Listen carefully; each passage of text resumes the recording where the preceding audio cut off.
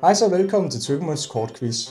Jeg har nu Alexander her, og Jens fra Pokémons, og det er selvfølgelig Alexander fra Hanada Cards. My boss man, så hvis jeg taber, eller hvis du taber, så går det ned i løn. Vi har her et par kategorier foran mig, som I kan se. Vi har Gæt en Pokémon, hvor I får et bid af et kort, og det I skal gøre, det er at gætte Pokémon på kortet. Bagefter har vi Gæt sættet. Vi har et Pokémon-kort eller lignende, hvor I så skal gætte, hvilket sæt det kommer fra. Så har vi årstal. I vil bevise et eller andet Pokémon-kort-relateret ting, og så skal I sige, hvad årstal det kommer fra. Bagefter har vi, hvem er kunstneren. Der er der en masse kunstnere, der skal I se, om I kan navnet. Og til sidst, der har vi, hvad koster det? Der bliver I vist en Pokémon-kort-relateret ting, og så skal I sige, hvad den koster. Jamen, det er fremragende. Udover det, så har vi reglerne hedder, at I skiftes på tur, og vi vælger at tage den ældste først, så Jens, du kan få lov til at vælge første ting. Hvis du svarer rigtigt, så får du pointene. Svarer du forkert, mister du pointene, og Alex skal stjæle dine point. Man kan også vælge at sige pas, og så kommer den over, og så kan den anden person stjæle. Og må jeg lige sige noget, inden vi starter? Hvor er det fucking vildt, at du har lagt så meget tid i at lave det her. Så hvis man sidder og kigger på den her video, og ikke har fulgt med på Twigo med et YouTube-kanal, så det er lige nu, man gør det. Fordi det der, det er fucking effort. Så det mindste, man kan gøre, det er lige at fucking klikke på den der subscribe-knap og smide et like. Jeg liker den her video, det siger bare, jeg er subscriber. Men ja, det vil betyde meget, hvis I subscriber, så skal vi starte ud med Jens? Hvad vil du gerne have? Jamen, jeg starter med gæt-sættet til 300, tror jeg. Gæt-sættet til 300. Så ser du kortet her. Okay, så man ser ikke sætlogoet, men det er ikke. Det der, det må være Astral Radiance. Det er, skal vi have den både på japansk og engelsk, eller bare på engelsk? På engelsk, på japansk, der hedder den Dark Phantasma, og på engelsk, der hedder den Lost Origin. Ja. Det er rigtigt. Har du ret?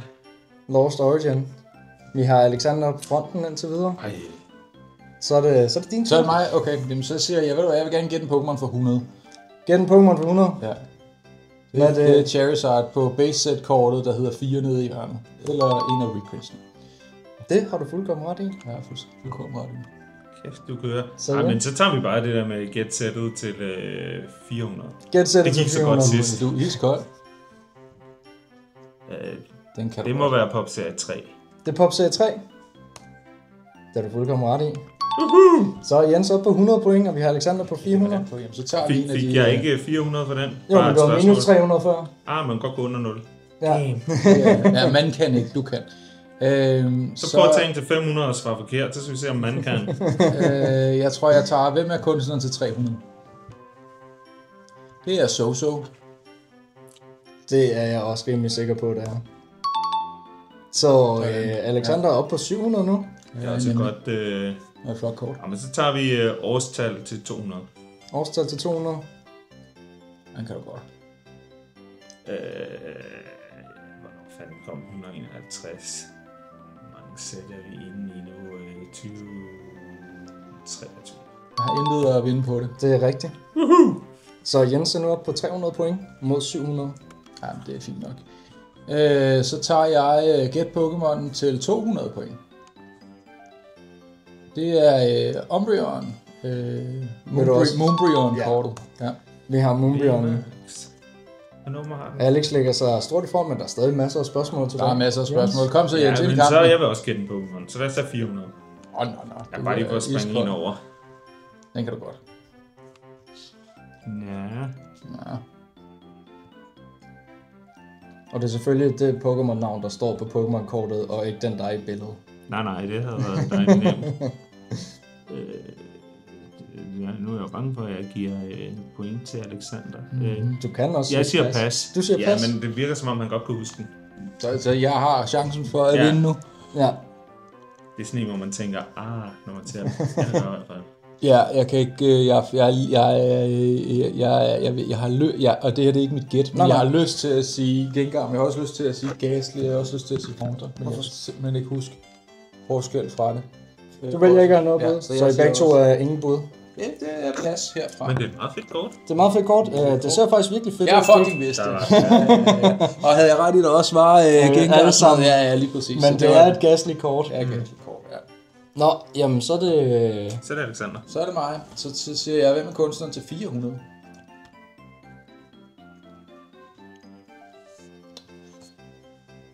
Det er... Hvis jeg gætter forkert, så mister jeg 400 point. Ja. Mental Hero Arita. Vil du have et bud? Jeg kan sikkert, at det er Ken Sugimori. Det var den, jeg ville have sagt, men det var jeg tænkte, nej, det er i hvert fald ikke ham. Ja, det var fordi, at det var sådan, det lignede sådan en Ken Sugimori, sådan, hvad hedder sådan noget, lookalike, og det er Arita laver alt muligt, der ligner alle mulige andres. Jamen, så har du jo... Det var sjovt. Det er sjovt, fordi at Red ligner jo en old school Ken Sugimori, og Pikachu ligner en new school.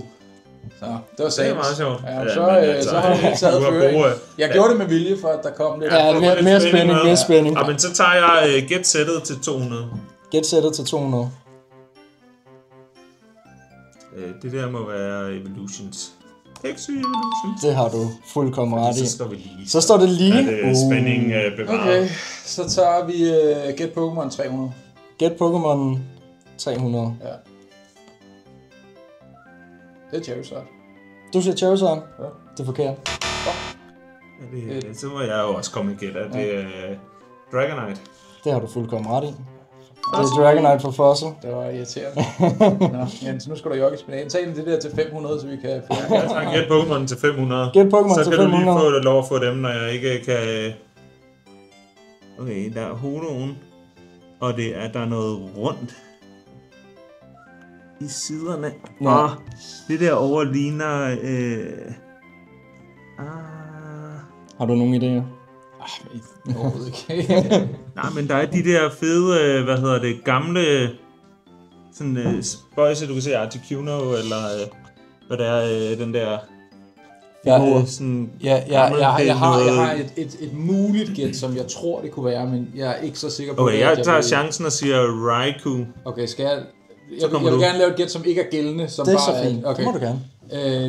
Expedition Dragonite. Nej, det er Gengar fra Skyridge. Så står det 302. Jeg tænkte Raikou fra Neo. Ja, fordi det er den periode, at de begyndte med de der. De er ret fede. Det er din tur, Alexander. Jamen, så tager vi gæt til 100, bare for som jeg kan udligne den. Den er fra... hvad hedder det selv på engelsk? Den er fra Prismatic Evolutions. Prismatic Evolutions? Ja, Terror Festival. Det er forkert. Nej, Fates. Fuck! Jens står nu 400-100. Og det var Paldean Fates. Fuck mig. Nej, det var Saints. Så din tur. Nå, men skal vi så tage årstal til 300? Den kan jeg godt. Så hvis ikke du kan, så vil jeg gerne tage den. Ja,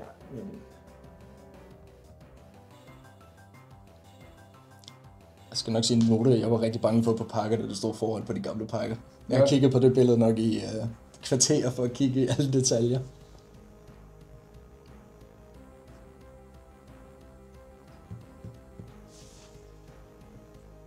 Men den er jo på... Okay, jeg tager chancen og siger 2002. Jeg tager chancen til 2003. Jeg tror, Alexander har ret, det er 2003. Ja. Så vi siger minus og plus. Nu er det jeg var lige på... Den lå lige derimellem. Så er det mig. Jamen så tager vi, for nu er jeg jo i føring, så derfor så tager jeg og spiller smart og siger, hvem er kunstneren til 200? Du kan se, Jens og mig, vi fik to tal interesseret i, hvad tingene koster. Det er en Komiya-illustration. Ja. Tomogatsu Komiya, det er fuldkommen rigtigt. Kom her! Men så tager jeg, hvem er kunstneren til 100? Den var meget lille. Ja, det kan man godt tænke. Men så er det godt, jeg var lige ved at spille smart og bare sige, at jeg vil tage sådan up front, fordi jeg tænker, det er nok den første. Men det der må være Shinji Kanda. Det er rigtigt. Shinji Kanda. Shinji Kanda! Jeg tager, det var den, du får lige dine 100 point der. Ja, men du har jo også været igennem de 3 kunstnere. Skal vi prøve? Det bliver jo rigtig tricky til sidst, fordi at hvis vi ikke kan det der til 500, så bliver den jo rigtig tarvelig. Så nu der kommer bare en du kan måske den til 500, jeg kan ikke. Det vender vi ud af, men jeg tror, jeg prøver, hvem er kunstneren til 500. Må jeg zoome ind på illustrationen? Kan du zoome ind på der, hvor kunstneren står? Det står jo nede i bunden. Ej, det er blevet skåret af. Ej, det er blevet skåret af. Ligesom på alle de andre. Det er... Arena. Du har ret. Hun har ret. Nå. Så jeg tog fejl. Så jeg tænker, jeg skulle tage betragtning af, hvor mange kort han lavede, skulle bare sige, at jeg reader tilpas mange gange. Altså, ja, så var Lane af dem lykkes. Og den havde ikke været på nogle af de andre 4. Så at lave en hvem er kunstneren uden, og det havde været svært. Men jeg havde ikke tur at gætte på det. Så jeg vil sige, det var godt. Og men så tager vi gætsættet til 500. Den er fra Emerald. EX Emerald. EX Emerald? Nej, det er den ikke, for det er en Delta. Fucking hell.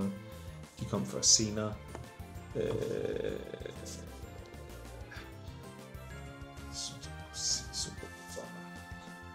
havde troet, det var sæt-symboler, man skulle gætte, ikke? Der er et sneak peek her. Ja, der er noget hvidt på det der.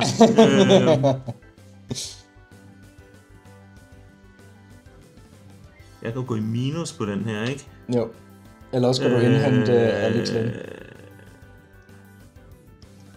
Man kan sige, der er jo kun... Så siger jeg... der er også... Kan du huske, at der er Delta Species kort i? Ja, Crystal Guardians eller Holland Phantoms. Og jeg kan sgu ikke huske, om der er i Dragon Frontiers. Er der i Deoxys? Nej, den kommer før. Nej, jeg skulle til at sige, det tror jeg heller ikke. Men der er også et sæt, der bare hedder Delta Species. Ja, men jeg tænkte, det ville være for nemt. Det var en af de senere... Jeg kan godt gætte illustratoren, hvis det skulle være Rio Ueda. Ueda. Ja, det er jeg næsten sikker på. Så har du næsten scoret dem 500 point. Ja. Næsten. Næsten. Har du bud, der passer? Pas. Vil du have et bud? Nej, jeg kan ikke huske det. Vil I prøve at give et bud, uden at det tæller for noget? Altså, uden det tæller for noget, så tror jeg... Altså, min næste indskydelse var Holland Phantoms. Min ville have været ikke Crystal Guardians, men jeg kan ikke huske det. Holland Phantoms. Du havde gættet den. Nå, jamen der står 200, 1100, alt kan stadig ske, fordi der er ikke nogen af jer, der har taget, hvad koster den. Nej, men det tænker jeg, at vi starter ud med om 3 spørgsmål. Nej, vi tager en nu, og så tager vi den til 100, fordi jeg er en tøvstrøm. En ting, I begge to har på jeres egen hjemmeside. Ja, hvad jeg har den til i butikken? Det ved jeg ikke. Hvad koster sådan en? Det koster 679 kroner i Hanarte Kart til Helsingør. Ja, jeg ved ikke, hvad Jens har den til. Jeg vil gerne lige sige en ting med, hvad koster den. Ja. Det er en price range, I skal gætte indenfor. Okay, koster mellem 600 og 700 kroner. Altså, du må bare sige et tal imellem det, men det tager vi. Det er helt rigtigt. Jeg har taget din hjemmeside og cirka, hvad du har dem til i butikken. Hvad koster den? Koster den 550 kroner på Pokémon? Det gør den.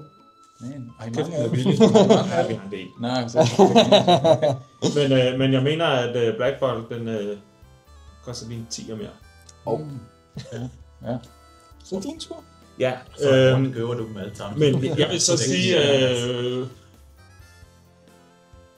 jeg havde ikke været sikker på price range på den, så det bliver en hård kategori for mig. Jeg slår altid priser op. Men lad os bare tage, hvad koster den til 300 nu, hvor Alexander har skudt den i gang. Straight up.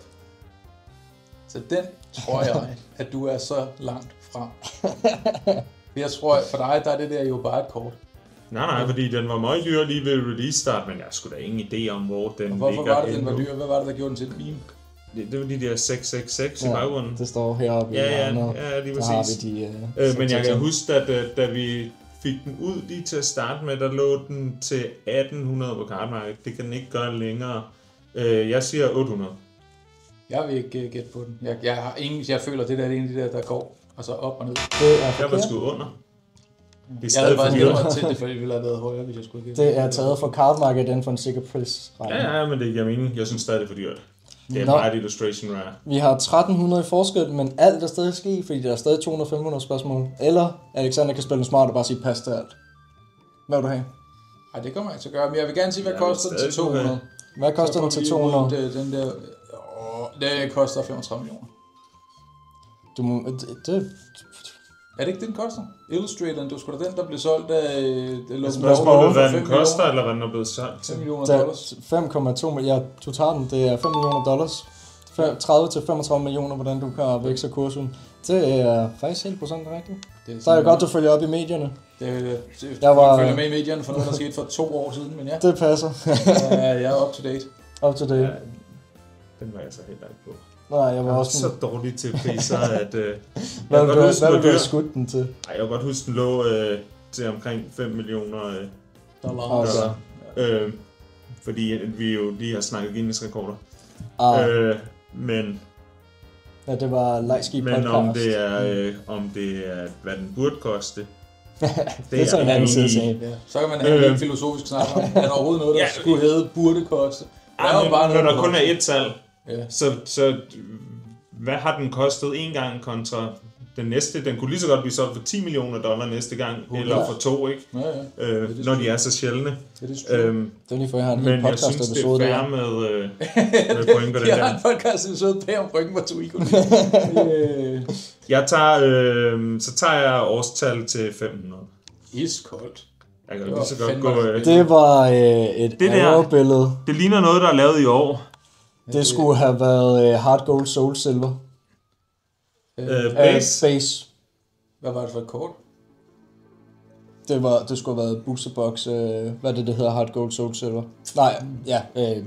Hvad årstal det fra? Det kan klippes ind. Det klippes ind. Der er et billede. I ser et billede. Ja. Og hvornår kom Hard Gold Soul Silver? Det gjorde det i...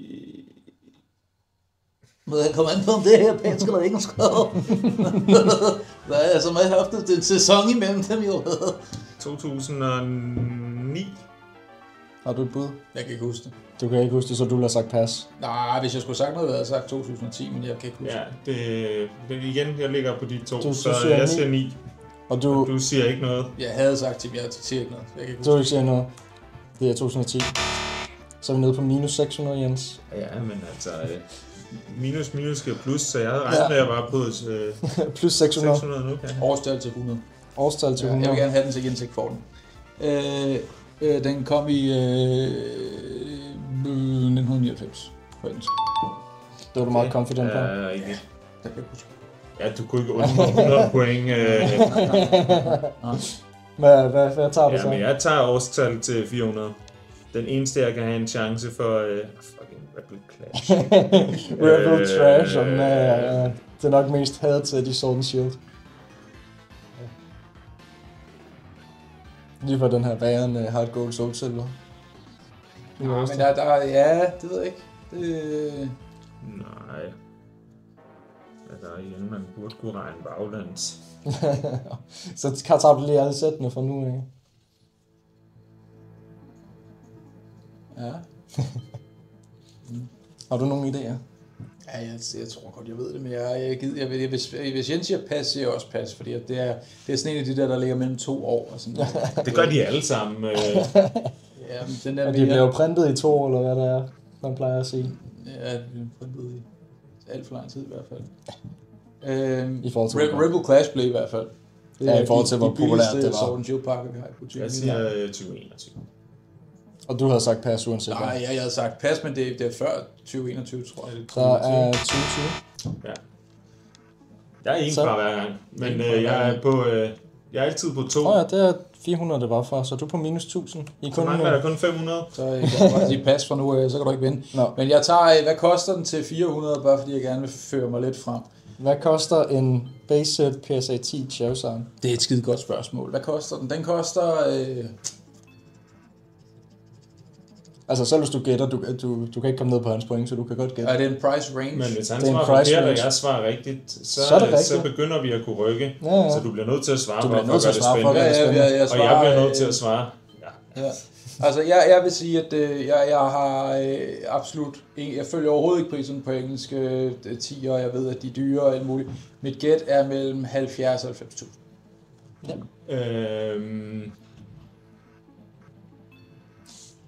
Kan du sige et mere specifikt tal?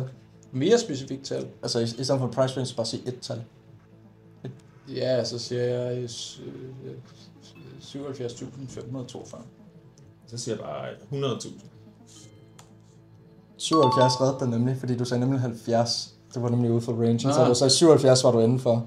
Det var fantastisk. Nå, sidste spørgsmål, Jens. Det er nu. 500. Hvad koster den?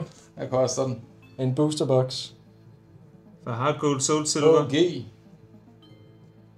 Hard Gold. Og den koster også alt for meget. Yes.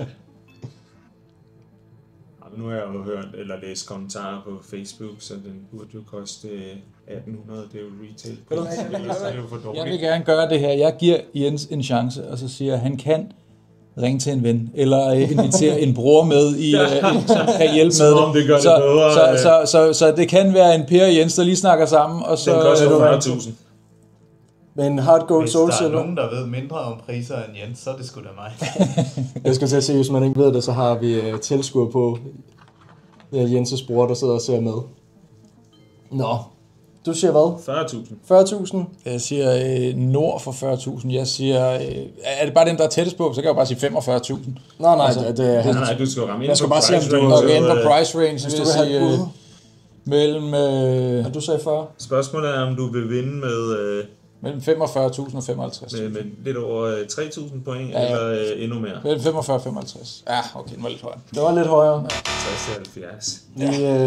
60-70. Vi slutter af på en score, der hedder minus 1.500 til Jens. Og Det er næsten svaret 2.000. forkert, så Du svarer noget. Okay. ja, den er ikke helt. Men den Til er... 1.400 til. Så du er ikke engang 3.000 point foran? Nej, det er meget skønt dårligt. Men jeg vil bare sige tak, fordi I gad være med. Ja, det er sgu meget skægt. Og så vil jeg Det er meget sige, man kan skrive i kommentaren lige nu, hvis man tænker, det kunne være sjovt med sådan en butikschefs duel. Hvad så, hvis man gjorde det mellem Lukas og Mathias fra Matraus? Det kunne også være en mulighed. Så skriv en kommentar, hvis man synes, det er en god idé. Skal vi invitere Mathias og Matraus mod Alexander og Jens? Ja, jeg synes, du skal starte med at tage Mathias og Lukas mod hinanden, og så bagefter, så tager du team, det er ikke bare pap, og så team Matraus. Lad os gøre det, de har jo også det synes jeg podcast. kunne være meget sjovt. Ja. Det gør vi. Lad os sige det. Og jeg vil bare sige tusind tak for at se med, og alle må have en god dag. Hej hej.